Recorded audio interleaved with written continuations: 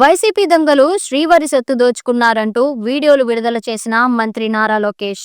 100 కోట్ల పరాక మణి దొంగ వెనక పెద్ద పెద్ద నేతలు ఉన్నారన్న లోకేష్. పరకా మణి వీడియోలు ఇవాళ బయటపడ్డాయని పేర్కొన్న మంత్రి లోకేష్. నిందితులే వైసీపీ పాపాల చిట్టా విప్పబోతున్నారంటూ ఎక్స్ లో మంత్రి లోకేష్ పోస్ట్.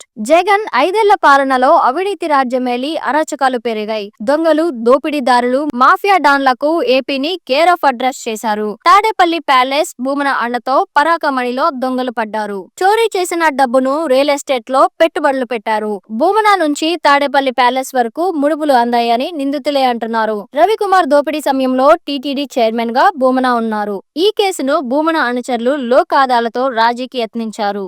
అధికారం అండతో జగన్ గ్యాంగ్ శ్రీవారికి చేయని అపచారం లేదు. లడ్డూను కల్తీ చేశారు, అన్న ప్రసాదాన్ని భ్రష్టు పట్టించారు.